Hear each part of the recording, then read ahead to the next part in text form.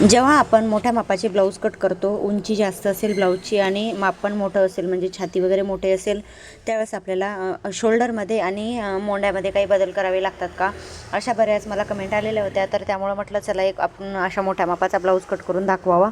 तर बघा, मी आज तुम्हाला दाखवते की शोल्डर आणि आर्महोलमध्ये काही बदल करावे लागतात का आणि आपल्याला कशाप्रकारे मोठ्या मापाचे ब्लाऊज कट करावे लागते, तर ते कशाप्रकारे करावे लागते ते आज मी तुम्हाला दाखवणार आहे.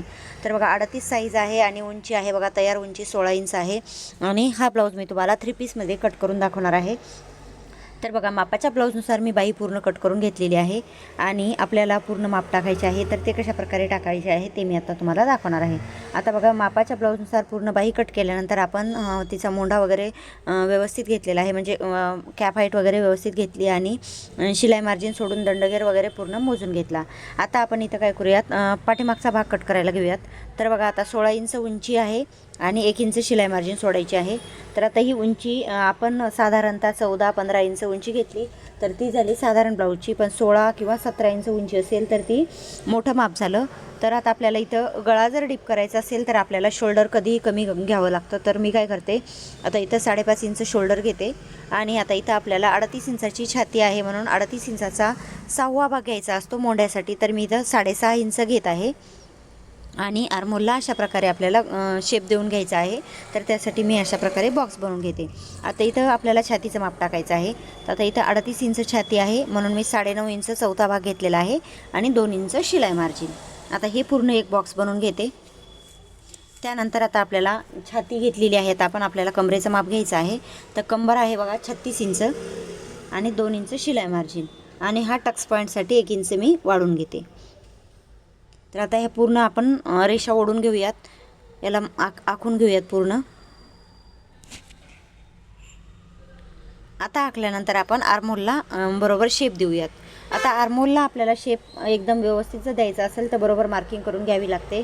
तर बघा, मी कशाप्रकारे मार्किंग करते. 1.25 इंचावरती मी आर्महोलची जो गोलाई घ्यायची आपल्याला ती घेतली आणि त्यानंतर अशा प्रकारे मी आता याला आखून घेत आहे.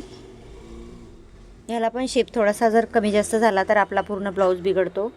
तर हे शेप देण्यासाठी आपण व्यवस्थितच मार्किंग करून घ्यावी लागते. त्यानंतर आता हे पूर्ण मी कटिंग करून घेते. आता कटिंग केल्यानंतर आपण समोरचा भाग मार्क करूयात. त्यासाठी आपण पहिले गळा कट करून घेऊयात व्यवस्थित. आता गळ्याची मी रुंदी दिलेली आहे 2.25 इंच आणि उंची घेतलेली आहे बघा, पूर्ण 13 इंचावरती उंची घेतलेली आहे आणि हा गळा खूप डीप आहे. त्यामुळे आपण काय करायचं, थोडासा जे गळ्याचं वरची रुंदी आहे ती व्यवस्थित करून घ्यायची. आता इथं मला थोडासा मटका आकार द्यायचा आहे म्हणून मी थोडीशी जास्त घेतलेली आहे, पण तुम्ही 2.25 पेक्षा कमी घेतली, 2 जरी घेतली तरी चालते. कारण गळा डीप असल्यावर आपल्याला जो गळ्याची रुंदी आहे ती कमी घ्यायची असते वरच्या बाजूला आणि खालच्या बाजूला थोडीशी वाढून घ्यायची असते. त्यानंतर आता आपल्याला इथं 3 पीस कट करायचा आहे, म्हणजे 3 पीस पिन्सेस कट करायचा आहे. तर त्यासाठी मी पाठीमागचा भाग जसा तसा आखून घेते आणि इथं आपल्याला आर्महोलला शेप वगैरे द्यायचा आहे, थोडासा आर्महोल कमी करून घ्यायचा असतो. त्यानंतर आता पाठीमागचा आपण 2.25 इंच गळा घेतलेला आहे म्हणून आपण समोर पण 2.25 इंच घेऊयात आणि गळ्याची उंची मला 7.5 इंच घ्यायची आहे. तुम्ही तुमच्या गळ्याच्या मापानुसार कमी जास्त करू शकता. आता इथं उंची वाढून घ्यायची.